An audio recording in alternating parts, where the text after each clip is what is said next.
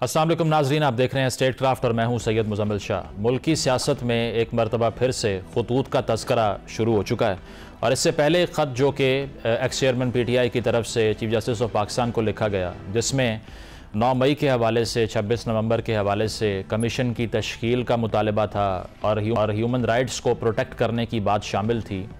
अब पाकिस्तान तहरीक इंसाफ के जो लॉयर्स पैनल का हिस्सा हैं उनकी तरफ से फैसल चौधरी साहब की तरफ से आज ये बताया गया कि खान साहब ने एक और ख़त लिखा है और वो ख़त जिसको एड्रेस करता है वो पाकिस्तान के आर्मी चीफ़ हैं और इस ख़त में ये कहा गया है कि 26वीं आईनी तरमीम का मामला हो, जुडिशल स्ट्रक्चर की बात हो और जिस तरह से इलेक्शन हुआ जिस पर PTI का एक वाज़े मौक़िफ़ है उसको एड्रेस किया गया और साथ साथ ये कहा गया कि इस्टेब्लिशमेंट उनके साथ खड़ी हुई जो NRO ज़दा हैं। अब इससे एक आम तासुर जो कि डेवलप हो रहा था मुज़ाकरात की एक्सरसाइज के फेल होने के बाद कि बैकडोर राब्ते जारी हैं। तज्ज़िया निगारों की राय में ये कहा जा रहा है कि इससे साबित तो यही हुआ कि कोई बातचीत नहीं हो रही। उसकी वजह यह है कि अगर इस चीज़ को क्लैरिफाई किया जा रहा है कि एक तहफ़्फ़ुज़ात का इजहार है इस ख़त में शामिल, तो फिर मतलब यही है कि अब एहतजाज का रास्ता भी इख्तियार किया जा सकता है, जो कि पाकिस्तान तहरीक इंसाफ की तरफ से जो पख्तूनख्वा के नए सदर मुंतखब हुए हैं उनकी तरफ से भी कहा गया कि हम दोबारा से मार्च करेंगे, एहतजाज करेंगे। तो अब किस तरफ ये मामला जा रहे हैं, पॉलिटिकल टेम्परेचर बढ़ेगा और क्या पाकिस्तान तहरीक इंसाफ अब सड़कों पे दिखाई देगी? गुफ्तगू का आगाज़ करते हैं। तहरीक इंसाफ के सीनियर रहनुमा अली मोहम्मद खान साहब ज्वाइन कर रहे हैं। अली साहब, शुक्रिया आपके वक्त का। आज जो ख़त का तस्करा हो रहा है जो खान साहब की तरफ से आर्मी चीफ़ को लिखा गया है, इसका अगर प्रिटेक्स्ट देखें तो बात यही की जा रही है कि इस्टेब्लिशमेंट ने दरअसल उस कैंप का, उस जमात का साथ दिया जो NRO ज़्यादा है, कोट एंड कोट। तो इस स्टेटमेंट के बाद जो सारी मुज़ाकरात की एक्सरसाइज हुई है, ये उससे होपलेसनेस का एक नतीजा हम देख सकते हैं वो है, या फिर वो सारी जो एक्सरसाइज की गई उसमें जो बैकडोर राब्तों की बात हो रही थी या बैक चैनल इस्तेमाल करने की बात हो रही थी, इससे तो यही साबित हुआ कि अगर कॉन्फिडेंस ही नहीं था आपको तो फिर वो सब किया क्यों गया? शुक्रिया मुजम्मिल साहब। बिस्मिल्लाहिर्रहमानिर्रहीम, अल्लाहुम्मा सल्ली अला मुहम्मद व अला आलिहि व अस्हाबिहि वसल्लम। मैं आज था अडयाला जेल, इत्तेफाक से एक बार फिर आज उन्होंने मुझे इन लोगों ने मिलने नहीं दिया।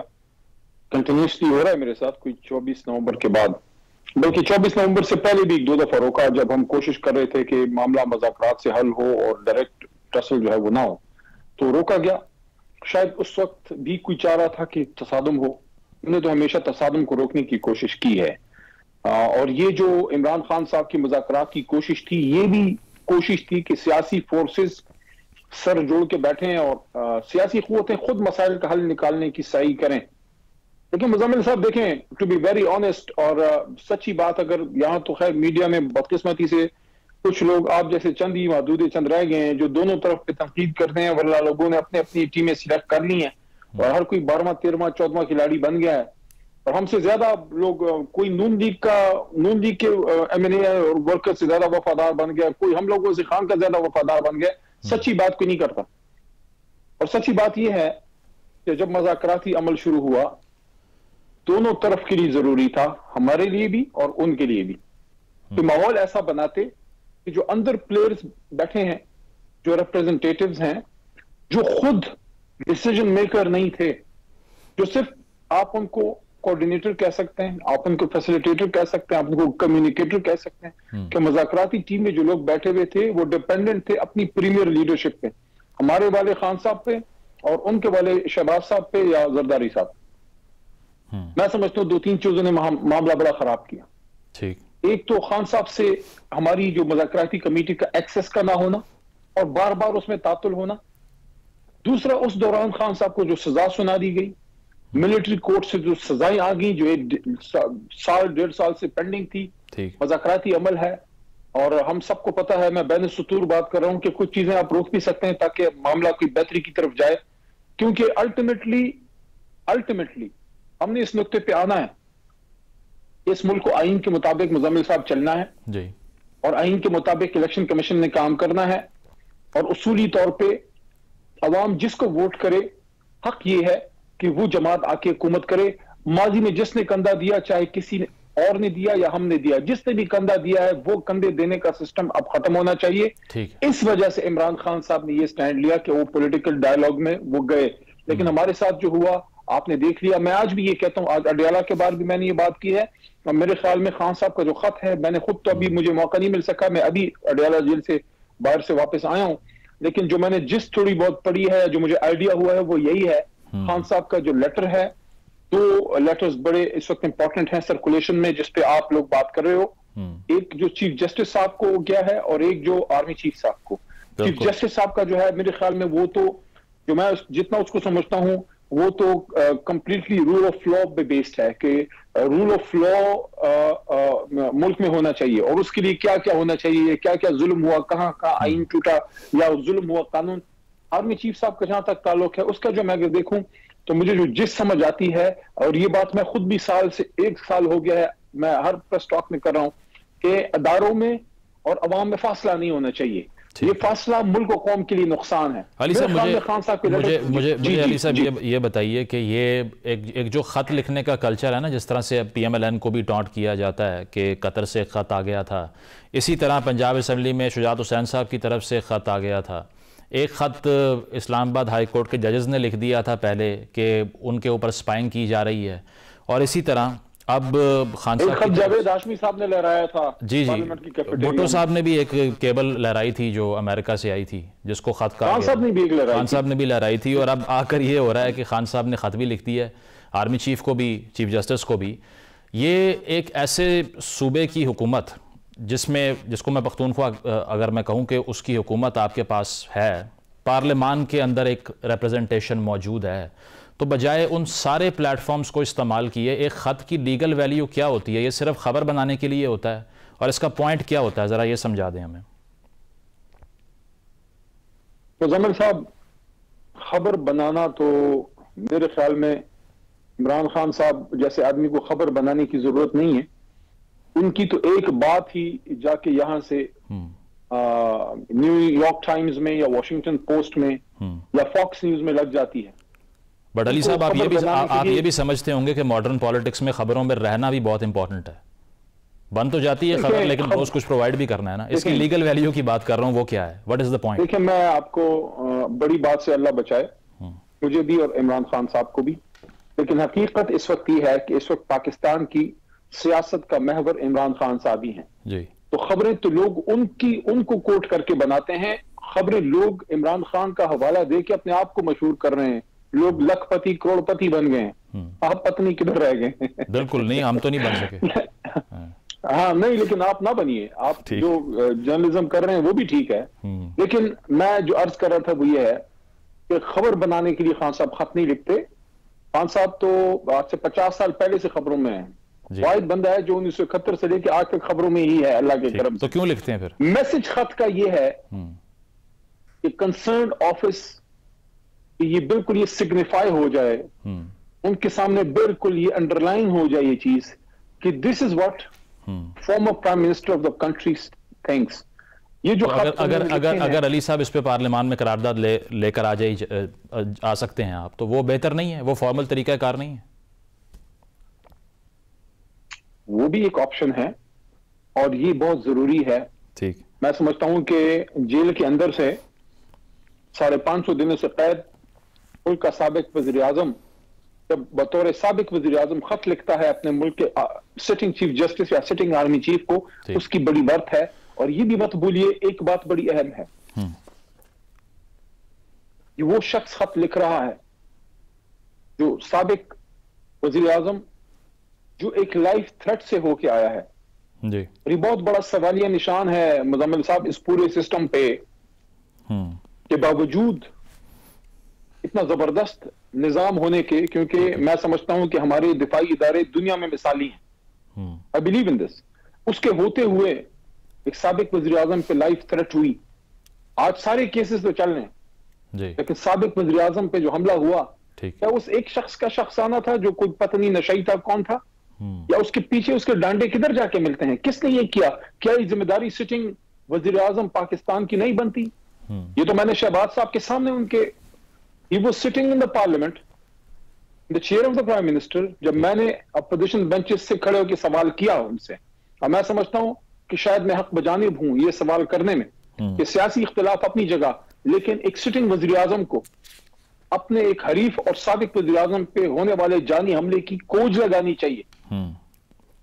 ठीक है, लेकिन हम ये बर्दाश्त करते रहेंगे? आपने शहबाज शरीफ साहब की बात की ना, वो अभी काबीना की मीटिंग में वो अभी तक ये कह रहे हैं कि मुज़ाकरात की पीटीआई को हम दावत देते हैं। अयाज सादिक साहब डी नोटिफाई नहीं कर रहे कमेटियों को, तो वो तो कह रहे हैं कि हमारे दरवाजे खुले हैं, आप ही एग्जिट कर गए हैं, हमारी तरफ से इंटेंशन क्लियर है, हम बात करना चाहते हैं, मामला को रिजॉल्व करना चाहते हैं। मुज़ाकरात फेल होने के बाद आपके विड्रॉल के बाद अब ऑप्शन क्या है? एहतजाज, इसके अलावा कुछ नहीं? देखिए, मुज़ाकरात भी हो सकता है, लेकिन उसके लिए शहबाज शरीफ साहब को बड़ा खुल के एक बात करनी होगी, जिसका मैंने बिल्कुल क्लियरली मैंने भी ये बात अडयाला जेल के बाद क्लियर की है, ताकि रिकॉर्ड हिस्ट्री का हिस्सा बन जाए ये बात कि देखिए, साबिक कोई भी जो सियासी कारकुन होता है, सियासी लीडर होता है, तो सारी चीजें तो बर्दाश्त कर सकता है।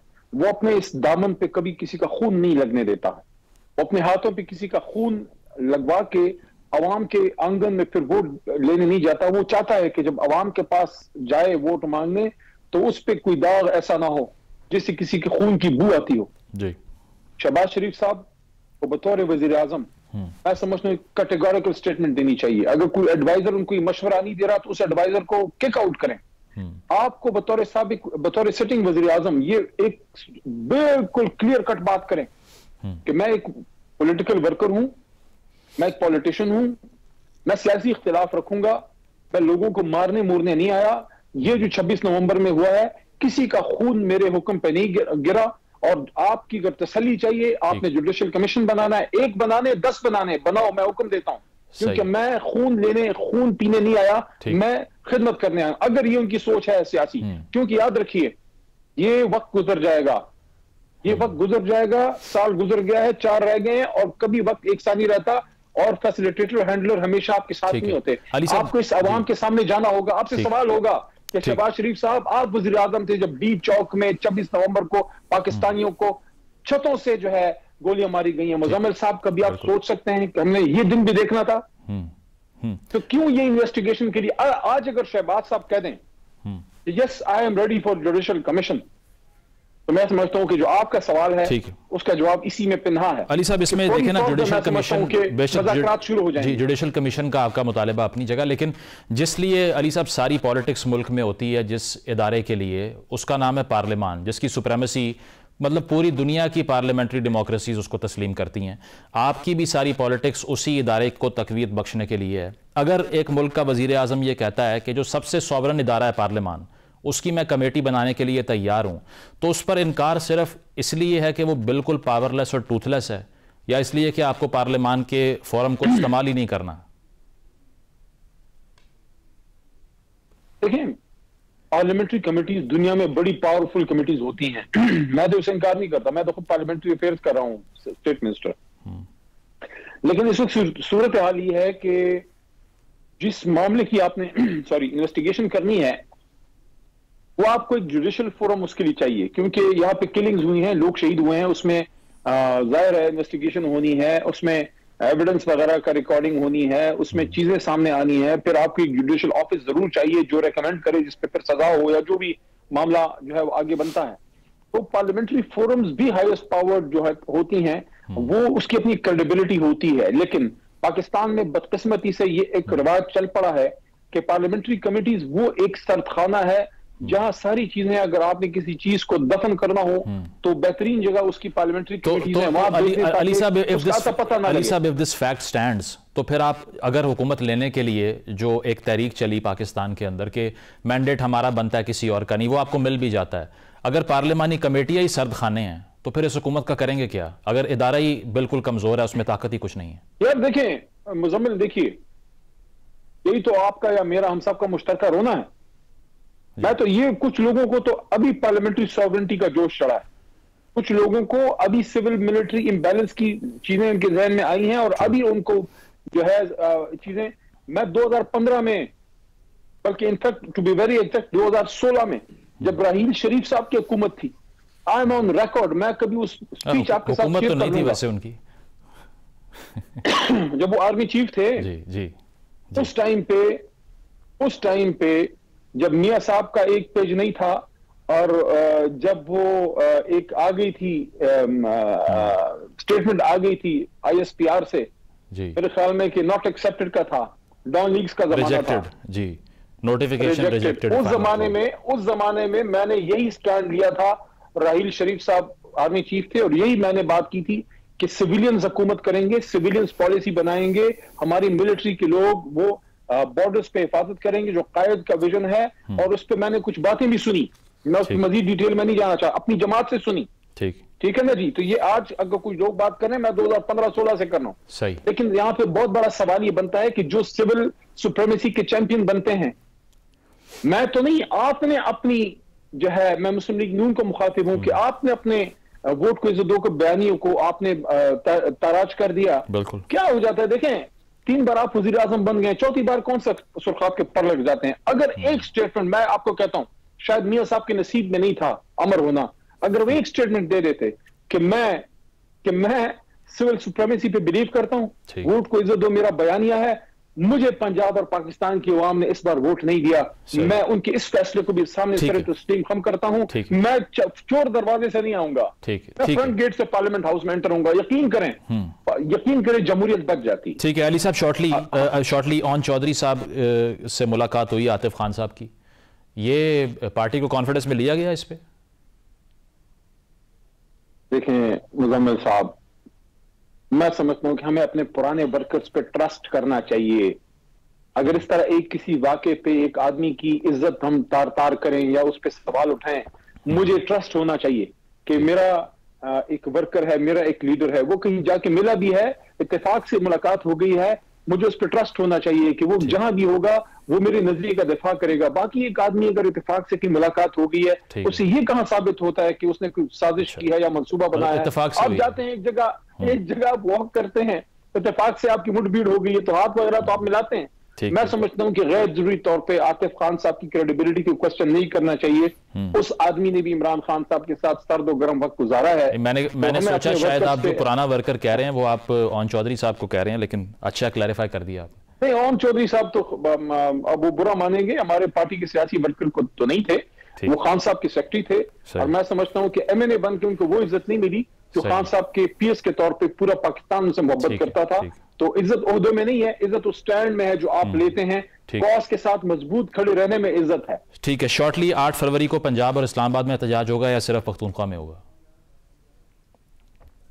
नॉर्थ पंजाब और पूरा KP, पूरा पख्तूनख्वा भी आएगा, सेंट्रल पंजाब और साउथ पंजाब अपने अपने इलाकों में एहतजाज करेगा। ठीक है, बहुत बहुत शुक्रिया। अली मोहम्मद खान साहब मौजूद थे। कहना उनका यही था कि 8 फरवरी को पूरे मुल्क में पाकिस्तान तहरीक इंसाफ एहतजाज करेगी और उस पर ग्रीवेंस यही है कि जो इलेक्शन हुआ था उसी पर तहफ़्फ़ुज़ात आज भी PTI के बरकरार हैं। एक ब्रेक शामिल करेंगे, ब्रेक के बाद वापस आते हैं। Stay with us.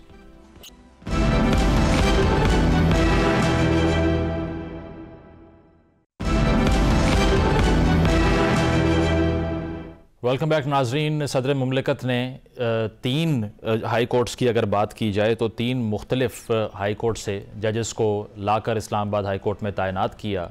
हुकूमत ने कहा कि यह खुशाइंद इक़दाम है और सुप्रीम कोर्ट के चीफ जस्टिस की तरफ से भी यही कहा गया कि आर्टिकल 200 का इस्तेमाल किया गया, जिसमें मुख्तलिफ सूबों की रिप्रेजेंटेशन इन 3 नामों में शामिल है। यही रद्द अमल हमने देखा कि सुप्रीम कोर्ट बार की तरफ से भी आया, लेकिन वहीं पर वकला की तरफ से इस पर रिजर्वेशंस बरकरार रहीं। साथ साथ पाकिस्तान तहरीक इंसाफ ने भी इस इक़दाम को क्रिटिसाइज़ किया। और अगर उस ख़त की बात की जाए जो इस्लामाबाद हाई कोर्ट के 7 जजेस के नाम के साथ चीफ जस्टिस को भेजा गया, जिसमें 5 के सिग्नेचर्स हैं, तो वो ये एड्रेस करता है कि जो इस्लामाबाद हाई कोर्ट के जज साहिबान हैं उन्हीं में से किसी को एलिवेट करना चाहिए, चीफ जस्टिस बनना चाहिए। और साथ साथ ये भी एड्रेस किया गया है इस ख़त के अंदर कि पेंडेंसी की अगर बात की जाए, जो ज़ेर इल्तवा केसेस हैं तो वो लाहौर हाई कोर्ट में इस्लामाबाद हाई कोर्ट से भी ज़्यादा हैं, तो फिर वहाँ से एक जज साहब को लाकर यहाँ पर क्यों तैनात किया जा रहा है? तो इस पर एक आर्ग्यूमेंट जो हुकूमत का सामने आता है वो आर्टिकल 200 ही है कि अगर सदर को ये इख्तियार हासिल है तो उसका इस्तेमाल किया गया है। और एक ख़त की कोई अहमियत नहीं है, इरफान सदीकी साहब ने ये कहा। लेकिन क्या इस पर एक ऑर्गेनाइज रिस्पांस भी आ सकता है और इसके पीछे क्या मोटिव हो सकता है, इस पर गुफ्तगू करते हैं। हसन रज़ा पाशा साहब ज्वाइन कर रहे हैं, जहांगीर जदून साहब मौजूद हैं, आप दोनों माहिर कानून हैं, बहुत बहुत शुक्रिया आपका। हसन साहब, आपसे आगाज़ करूँगा। ये जो सारा माजरा है जिसमें हुकूमत के बारे में कहा जा रहा है कि जिस तरह से अपोजिशन है वो ये क्लेम करती है कि दरअसल अपने केसेस जो कि अदालतों में मौजूद हैं उनमें फेवर लेने के लिए ये इकदाम किए जा रहे हैं, ये पॉलिटिकल नेचर की ट्रांसफ़र्स हैं।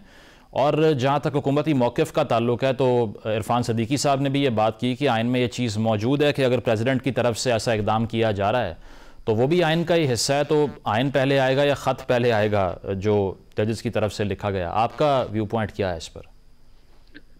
देखिए, article 200 of the constitution of Islamic Republic of Pakistan, जो कि आईने पाकिस्तान में 5th अमेंडमेंट के जरिए ये लाई गई, जिसमें सदर पाकिस्तान को ये इख्तियार दे दिया गया कि वो चीफ जस्टिस ऑफ पाकिस्तान और कंसर्न्ड हाई कोर्ट के चीफ जस्टिस साहबान यानी दोनों से, यानी जहां से जज को लाना और जहां पे जज ने लेना, तीनों से मशावरत के बाद, और चौथी मशावरत जो है वो है उस जज साहब की जिस जज साहब को वो ट्रांसफर करना चाहते हैं, तो ये इनकी मशावरत के बाद वो नोटिफाई कर सकते हैं।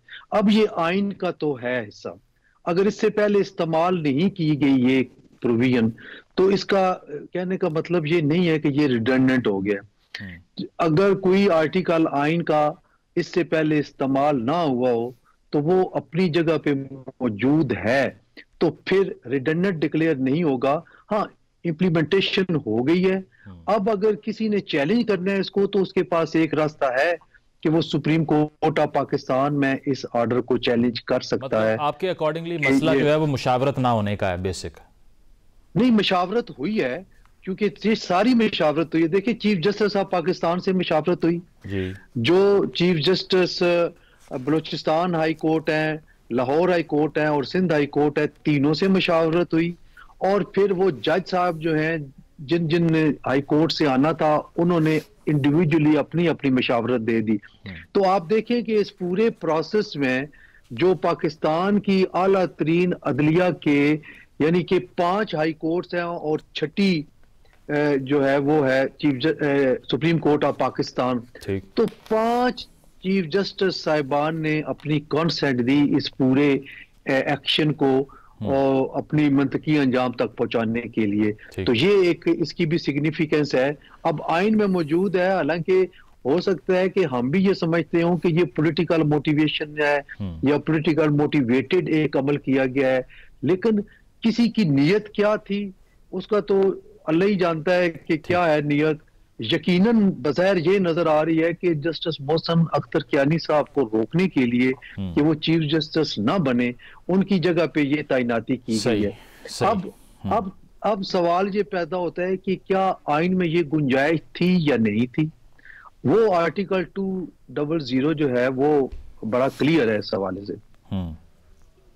ठीक है, पॉइंट आ गया आपका। जहांगीर साहब, आप क्या समझते हैं कि ये चीफ जस्टिस साहब ने भी ये बात की है कि ये खुशाइन चीज़ है और मुख्तलिफ सूबों से जजेस को लाया जा रहा है जिसमें रिप्रेजेंटेशन का भी एक एलिमेंट इन्वॉल्व है, लेकिन वकला की तरफ से एहतजाज की बात करना और वहाँ बड़ी डिवीजन एक दिखाई दे रही है, क्योंकि सुप्रीम कोर्ट बार की तरफ से इसको खुशाइन कहा गया, लेकिन ये भी कहा जा रहा है कि इस पर एहतजाज होगा। तो आपका क्या स्टांस है इस पर कि ये आर्टिकल 200 जिसकी बात अभी हसन साहब भी कर रहे थे, जब इसका रैशनल मौजूद है तो फिर डिबेट किस बात पे हो रही है? बहुत शुक्रिया। देखें, आइन का जो आर्टिकल है ये एक भी कोई 2 दिन पहले तो नहीं इसमें इंसर्ट किया गया 200, ये तो बहुत पहले का मौजूद है जी। तो इसकी देखें टाइमिंग एंड रीजनेबिलिटी ये बहुत इंपॉर्टेंट है इस मैटर में, कि इसकी टाइमिंग क्यों इसको अभी अप्लाई किया गया है और उसकी रीजनेबिलिटी क्या है। आइन में तो बहुत सारी चीजें लिखी हुई हैं, किसी आइन पे एक मुझे बताते हैं कौन से मतलब आइन के 8-10 आर्टिकल हैं जिन्हें मनोहन ये हुकूमत जो है प्रेसिडेंट या पूरी अदलिया खुद आइन पे अमल नहीं कर रही। हमारे मुल्क के अंदर कोई इंसाफ सस्ता किसी को मिल रहा है? आइन का हिस्सा है कि जी लोगों को इंसाफ उनके डेलीज पे जो है वो सस्ता इंसाफ पहुंचाएगा। कौन पहुंचा रहा है? गवर्नमेंट पहुंचा रही है। आइन के अंदर तो बहुत बातें लिखी हुई हैं, लेकिन देखो ना, अपनी मर्जी की चीज निकाल के फिर कहना जी आइन के तो इनराफ नहीं, आइन के तो है, लेकिन इसके क्या एक ये बात है कि आर्टिकल 200 जो आइन का हिस्सा है वो बहुत अरसे से हिस्सा है। वो दूसरी बात जो है कि इस हाई कोर्ट के अंदर तमाम सूबों से जज ऑलरेडी मौजूद थे और 10 दिन पहले इस हाई कोर्ट की सीटें फिल होनी थी, तो 2 इंटेंशनली 2 की गई हैं, 3 को छोड़ा गया है ताकि देखें ना, पहले जैसे अमर साहब भी तो पंजाब से आए हुए, अमर फारूक साहब भी, लेकिन वो एक इनिशियल अपॉइंटमेंट के जरिए आए। इसमें अरबाब साहब बलूचिस्तान से आए, वो इनिशियल अपॉइंटमेंट से, इनिशियल अपॉइंटमेंट तो किसी को ऑब्जेक्शन नहीं, 5 सीटें फिल कर लेते, कराची से कर लेते, सिंध से उनका कोटा पूरा होता था। ये नहीं कहता कि दूसरे सूबों को अपोज कर रहा है जजेस को। यहाँ पे जो टाइमिंग एंड रीजनेबिलिटी आ गई है, ये बहुत गलत प्रेसिडेंट है। देखें 3 जज, अगर आपको मोहसिन अख्तर कियानी पसंद नहीं है या किसी वजह से आप कहते हैं कि ये नहीं क्वालिफाई करते चीफ जस्टिस के लिए, तो पीछे 2 जज भी तो और भी है ना। जो आपने हसन औरंगजेब साहब है, is one of the most balanced जज इस्लामाबाद हाई कोर्ट, तो उसको भी आपने उसका भी आंख मार दिया है। आपने इनको आगे ऊपर बैठा के, तो अब इसमें तो 100% कोई गुंजाइश ही नहीं कि यही चीफ जस्टिस बनेंगे, इसलिए इनको सबसे ऊपर आगे प्यूनी जज बना दिया है। तो 15 नंबर से उठा के क्या लाहौर हाई कोर्ट के अंदर केसेस खत्म हो गए हैं? वहां पे इनकी जरूरत नहीं थी। ये देखें, हमारी अदलिया के अंदर बहुत कमजोरी है और हमने शुरू से कह रहे थे कि 26वीं आईनी तरमीम ने इस आइन की बुनियादें हिला दी हैं। वो अदलिया की आजादी को 100% सल्ब कर दी गई, उस पर कारी ज़रब लगा दी गई। जहांगीर साहब, एक चीफ जस्टिस बनने का मामला तो है, लेकिन इसके अलावा आपको लगता है कि डायरेक्टली कोई केस भी इससे इम्पैक्ट होगा? अगर आप यही आर्ग्यू कर रहे हैं, कौन सा मकसद क्या है? देखें, एडमिनिस्ट्रेटिव पावर होती है सारी चीफ जस्टिस के पास। अगर उनकी पहले अभी जब अमर फारूक साहब प्रमोट एलिवेट हुआ, उस वक्त क्यों नहीं इन्होंने 2000 आर्टिकल 200 जो है इस्तेमाल किया? वहां पे क्यों नहीं चीफ जस्टिस लाया? मतलब ये है कि अभी उनको ये खतरा नजर आ रहा है कि पीछे के जज हैं वो नहीं मानते बात, अगर उनको ऊपर से कुछ कहे, उनको पहले वो इंटरफेरेंस कह चुके हैं, वो इंटरफेरेंस नहीं मानते। अब इनको वो बंदा चाहिए जो इनकी बात माने, इनकी बात से की मर्जी के बेंच बनाए, मर्जी के फैसले दे। ये मतलब हर बंदे को पता है, लेकिन कुछ बंदे शर्माते हैं, कुछ बंदे किसी की साइड लेते हैं, वो नहीं बात कहते। हमें तो देखे ना, हम आइन और कानून के साथ खड़े हैं। हम ये आज इस पोजीशन में नहीं है कि हम कहते हैं जी कि अदलिया आजाद है। हम इस पोजीशन में नहीं है कि 26वीं आईनी तरमीम ने आइन का ढांचा तब्दील कर दिया है, अदलिया की आजादी को सल्ब कर दिया है। ये कह रहे थे जी अब मसले सारे हल हो जाएंगे, बैकलॉग खत्म हो जाएगा। आप मुझे बताएं, मेरे अपने 15 केस में उसके बाद फाइल किए, एक केस अभी तक नहीं लगा सुप्रीम कोर्ट के अंदर, लगता ही नहीं है केस। एक बेंच उठा के उधर, अब उन्होंने कहा जी अब ये कौन फैसला करेगा? एक नीचे डिप्टी जुडिशियल फैसला करके ये केस किसके पास लगाना है? आप मुझे बताएं, कोई बैकलॉग काम हुआ है? आप कौन सा कॉन्स्टिट्यूशनल बेंच, एक सिविलियन और मिलिट्री कोर्ट का ट्रायल जो है उसने 1 महीना ले लिया है। ये देखे ना, ये बिल्कुल जाहिरी तौर पे कोई और चीजें होती हैं, प्रामा फिशाई कोई और चीजें हैं। अंदर जो है, अंदर की बात ये है कि गवर्नमेंट जो है एग्जीक्यूटिव पावर है, वो जो लोग एक्सरसाइज कर रहे हैं एस्टैब्लिशमेंट, उसके पास है। प्रोग्राम में एक ब्रेक शामिल करते हैं, ब्रेक के बाद वापस आएंगे। Stay with us.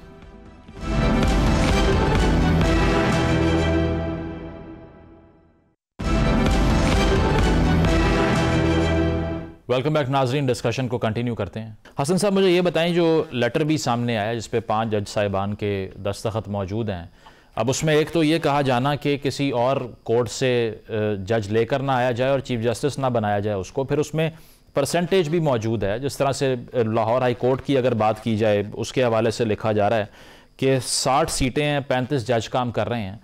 तो ये जो रीज़निंग है, इसकी बुनियाद पर हम ये कह सकते हैं कि ये जो लेटर है ये भी बहुत कुछ कहता है कि वहाँ पर एक कंसेंसस मौजूद है। बेशक सिग्नेचर 5 के हैं, लेकिन एक लाइकेबिलिटी तो नहीं है। ये जो सब कुछ आर्टिकल 200 के रीज़न के ऊपर किया गया है उस पर। बिल्कुल आप दुरुस्त फरमा रहे हैं। जो 5 मुअज़्ज़ज़ जज साहबान का लेटर है, वो यकीनन इफेक्टिव हम उनको कह सकते हैं या एग्रीव्ड कह सकते हैं कि उनका चीफ जस्टिस या सीनियर प्यूनी जज बनने का जो एक चांस था वो खत्म होते जा रहा है। लेकिन क्या करें, आर्टिकल 200 इज देयर, उसको आप ये नहीं कह सकते ट्रांसफर, उसमें बाकायदा वर्ड मेंशन है। फ्रेश अपॉइंटमेंट, बिल्कुल जिस तरह जदून साहब ने फरमाया कि फ्रेश अपॉइंटमेंट अगर उस वक्त कर लेते तो, लेकिन उस वक्त अगर कैसे करते जब उन्होंने तो आगे चीफ जस्टिस एक और लाना था। अब आप देख लें कि ये इस्लामाबाद हाई कोर्ट में पहली दफा नहीं हुआ। 3 लाहौर हाई कोर्ट के जज साहबान को मुख्तलिफ औकात में चीफ जस्टिस यहाँ पे बनाया गया इस्लामाबाद हाई कोर्ट में 2008 सबसे पहले जनाब सरदार असलम साहब थे। फिर उसके बाद जस्टिस बिलाल साहब थे और फिर जस्टिस इकबाल हमीदुर रहमान साहब। इनमें से जो अगर देखा जाए तो जस्टिस बिलाल जो है, जो उनको लाया गया लाहौर हाई कोर्ट से, तो वो तकरीबन यही सूरत हाल सी जो कि अब है कि फंक्शनल थी high court, Islamabad high court functional थी और उसमें जजेस की अपॉइंटमेंट हो गई थी। उसके बाद उनको प्रीवियस सीनियरिटी को कंसिडर करते हुए उनको चीफ जस्टिस लगाया गया। तो इसी बुनियाद पे जो जस्टिस सरफराज डोगर साहब को उसी सीनियरिटी के प्रिंसिपल की रूह से इनको प्यूनी जज बना दिया गया। और जो आगे नजर आ रहा है, जो नविश्ता दीवार है, वो ये है कि उनको चीफ जस्टिस बनाया जाएगा। उस वक्त किसी ने यहां से एतराज नहीं किया। हाँ, अगर उस वक्त इस्लामाबाद के हमारे दोस्त भाई एतराज करते, चैलेंज कर देते कि ये कैसे हो गया है, अब आपने फंक्शनल कर दी है, तो जो सीनियर मोस्ट जज है उसको आप बना दें। थोड़ा सा रेजिस्ट किया था जिस वक्त जस्टिस आमर फारूक साहब को बनाना था, तो सुनने में उस वक्त भी चेमे गोइयां हो रही थी, जदून साहब विल बेयर मी आउट, कि जी के जनाब जस्टिस अतर मिनल्ला साहब के जाने के बाद लाहौर से कोई जज आएगा। लेकिन यहाँ रिजाइनमेंट हुई और फिर जस्टिस आमर फारूक साहब को चीफ जस्टिस बना दिया गया। तो उस वक्त भी अगर कर देते जब जस्टिस बिलाल साहब को लाया गया, तो शायद आज तक ये फैसला हुआ होता कि ये वहां से अब इंपोर्ट नहीं होगा, क्योंकि ऑलरेडी फंक्शनल है। जहां तक जस्टिस सरदार असलम साहब और जस्टिस इकबाल हमीदुर रहमान साहब का तल्लक है, उस वक्त उनको इस वजह से वो पजीराई मिली या लाया गया क्योंकि उस वक्त आगे अपॉइंटमेंट नहीं हुई थी। इनके आने के बाद अपॉइंटमेंट्स ऑफ जजेस हुई ओरिजिनली इस्लामाबाद से। तो ये दो मुख्तलिफ डिस्टिंक्शन है दोनों की। तो ये अब देखें, जस्टिस बिलाल साहब की भी अपनी तकरीरी जो है वो इन्हीं पैरामीटर्स पे की गई थी। मतलब एग्जांपल्स जो हैं वो पहले मौजूद हैं। जहांगीर साहब, एक तो जो बार्स का रिस्पांस है उसमें वो यूनिटी दिखाई नहीं देती जो किसी दौर में थी, और दूसरी चीज़ ये कि ये पोलराइजेशन को तो हिंट करता है अदलिया के अंदर, जिसके बारे में 2018 के बाद से बात हो रही थी कि जो बहुत इंटेंसिफाई हो गई, वो भी ख़त्म होने का नाम नहीं ले रही। तो फिर किस तरफ जा रहे हैं ये मामलात? अगर अभी हम रिसेंटली देखें, जो आईनी बेंच के इख्तियारात का केस है वो भी डीलिस्ट कर दिया गया। ओवरऑल ये एक जो कहना चाहिए कि जुडिशरी की एक ताकत है, उसको आप कर्टेल होता हुआ, कमज़ोर होता हुआ देख रहे हैं? मैं एक मिनट पहले पाशा साहब ने जो बातें की उसको जरा क्लैरिफाई करना चाहता हूँ कि ये बिल्कुल इस तरह हुआ है कि सरदार असलम साहब को लाया गया था और उस वक्त देखें वो पीसीओ के तहत जो है वो मुशर्रफ का दौर था, तो उन्होंने एक लायर्स मूवमेंट को एक कटेल करने के लिए इस्लामाबाद के वकीलों को खुश करने के लिए उन्होंने कहा जी इस्लामाबाद में आपको कोर्ट बना देते हैं। और इसमें वाकई बड़ा धचका लगा था उस मूवमेंट को थोड़ा सा कि जब सरदार असलम साहब को एज ए पीस जज लाया गया। फिर उसके बाद बिलाल साहब को भी मुशर्रफ के दौर में इफ नॉट रॉन्ग बुलाया गया। तो इकबाल हमीदुर रहमान या उसको देखें, कोर्ट की सिचुएशन बिल्कुल डिफरेंट थी कि कोई जज अपॉइंट नहीं था, तो उनको सीनियर के तौर पर चीफ जस्टिस लाया गया। तो वो बात ठीक है, सर काजी फाइसा एक दिन के लिए जज नहीं बने, उनको चीफ जस्टिस डायरेक्ट बना दिया बलूचिस्तान हाई कोर्ट का कि जज ही कोई नहीं था। लेकिन यहाँ अभी सिचुएशन बहुत डिफरेंट है। इस्लामाबाद हाई कोर्ट के पिछले कोई 12 साल हो चुके हैं फंक्शन करते हुए, तो इसमें आप देखें ना 12-13 साल से भी ज्यादा हो चुके हैं बल्कि। तो इस तरह कोर्ट फंक्शन कर रही हो तो आप जो है ये फेडरल गवर्नमेंट के एम्प्लॉइज थोड़े ही हैं कि आप डिप्टी कमिश्नर को या सेक्रेटरी को कराची भेज दें, फिर कराची से जिस वक्त दिल चाहे बलूचिस्तान भेज दें। लेकिन वो फिर आर्टिकल 200 का क्या करें? सवाल तो ये है ना। हाँ, नहीं आर्टिकल मैंने कहा है ना, कॉन्स्टिट्यूशन के अंदर और भी बड़े आर्टिकल मौजूद हैं। नहीं, ये तो पॉलिटिकल आर्गुमेंट हो गया ना। इस सारी जो एक्ट है, इनिशिएटिव है, इसको अनकॉन्स्टिट्यूशनल कैसे डिक्लेयर करें? That's the question. आप देखें अदलिया को कमजोर किया जा रहा है। अदलिया कमजोर हो चुकी है। 26वीं आईनी तरमीम के बाद अदलिया की कोई हैसियत नहीं रही है। अगर 26वीं आईनी तरमीम रहती है ना तो इस तरह के मामलात जो हैं वो चलते रहेंगे। जहांगीर साहब, मैं तो ये पूछ रहा हूँ कि मैं ये पूछ रहा हूँ प्रेसिडेंट साहब के इस इकदाम को हम आईनी तौर पे कैसे अनकॉन्स्टिट्यूशनल कहेंगे? कि रीजन नहीं है इस बुनियाद पे? इसमें देखें, मैं ये नहीं कहता कि देखें जो सेटल लॉ है वो ये है कि जो बंदे के पास भी पावर होती है वो यूज करता है, चाहे वो आईनी हो चाहे वो कानूनी हो, तो उसको रीजन देनी पड़ती है कि क्या रीजन है। आया ये रीजन है कि लाहौर हाई कोर्ट के अंदर जजेस की तादाद पूरी है, वहां पे जरूरत नहीं है? आया ये रीजन है कि वहां पे केसेस जो है वो पेंडिंग कोई नहीं है और इस्लामाबाद के अंदर पेंडेंसी ज्यादा है? वो 10 दिन तो पहले एलिवेशन हुई है, 10 दिन पहले, और ये सीटें कब से खाली इस्लामाबाद हाई कोर्ट की? ये देखे ना, उस वक्त के 10 तारीख को आगे एलिवेशन होनी है सुप्रीम कोर्ट में, तो एक चीफ जस्टिस जो है वो आपको चेहरे पसंद नहीं है, उनका कॉन्टेक्ट पसंद नहीं है, तो उनको हटाने के लिए आपने एक जो है डोगर साहब को वहां से लाया है, वो चीफ जस्टिस बना रहे हैं। बाकी दूसरा जो आपने सवाल किया बारों का, देखें बार के अंदर हमेशा डिवीजन रहती है, दो बड़े ग्रुप्स हैं उनके अपने, जो एक ग्रुप जो है वो आपको पता है हमेशा गवर्नमेंट के साथ रहता है, दूसरा पोजीशन में होता है, कभी वो गवर्नमेंट में आते तो ये पोजीशन में होते हैं। 2018 में जो है ये ग्रुप अगेंस्ट था।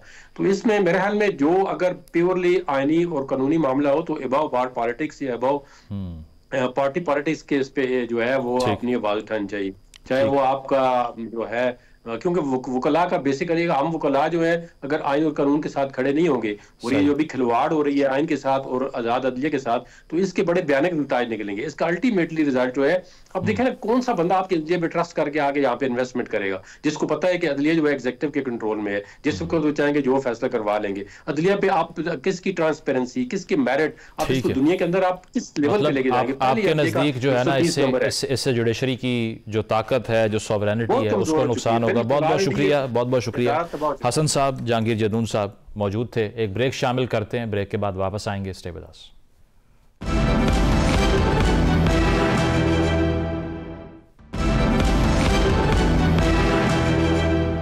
नाज़रीन, प्रोग्राम आपने मुलाहिज़ा किया, फीडबैक ज़रूर दीजिएगा, इजाज़त दीजिए, अल्लाह हाफ़िज़।